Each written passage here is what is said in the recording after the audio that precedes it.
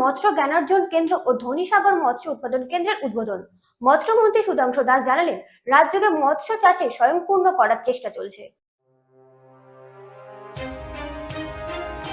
ত্রিপুরার উদয়পুরে মৎস্য জ্ঞানার্জন কেন্দ্র ও ধনীসাগর মৎস্য উৎপাদন কেন্দ্রের উদ্বোধন করা হয়েছে। মৎস্যমন্ত্রী সুধাংশু দাস জানিয়েছেন, মৎস্য চাষীদের সুবিধার জন্য এই কেন্দ্রগুলি তৈরি করা হয়েছে। 1,77,00,000 টাকা ব্যয়ে মৎস্য জ্ঞানার্জন কেন্দ্র এবং 77 লক্ষ টাকা ব্যয়ে ধনীসাগর মৎস্য উৎপাদন কেন্দ্র তৈরি করা হয়েছে। গোমতী জেলায় মাছের চাহিদা 14,025 মেট্রিক টন, কিন্তু উৎপাদন হচ্ছে 16,266 মেট্রিক টন। রাজ্য সরকার মৎস্য চাষে স্বয়ংসম্পূর্ণতা অর্জনের চেষ্টা করছে। অর্থমন্ত্রী প্রণজিৎ সিংহ রায় জানিয়েছেন, উদয়পুরের দিঘি ও পুকুরগুলিকে সংস্কার করে মাছ উৎপাদন বাড়ানো হবে।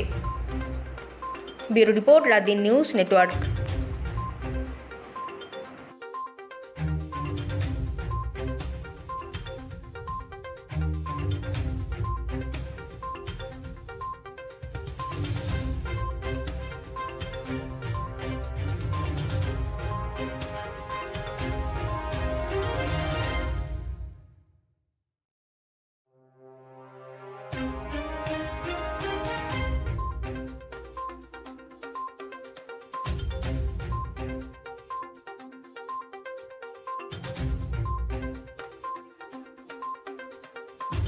এই ফিশিকালচার নলেজ সেন্টার আমাদের ত্রিপুরা সরকারি ফিশারি ডিপার্টমেন্টের পক্ষ থেকে 2023-24 অর্থ বছরে আমরা তার স্যাংশন দিয়েছি।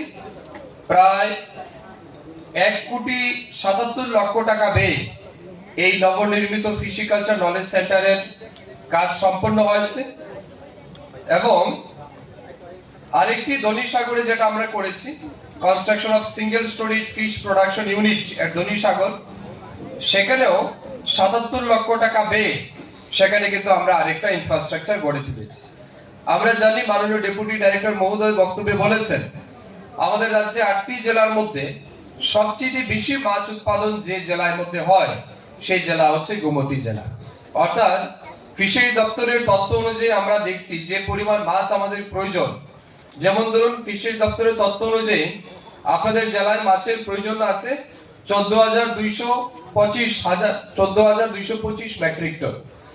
সেই জায়গায় এই জেলাতে মাছের উৎপাদন রয়েছে 16,266 মেট্রিক টন, অর্থাৎ প্রায় 2,000 মেট্রিক টন কিন্তু মাছের উৎপাদন আমাদের এই জেলাতে বেশি আছে। তো আমি সবাইকে বলবো, এই জেলার মৎস্য চাষীদের উদ্দেশ্যে আপনারা জুড়ে করতালি বাজাবেন।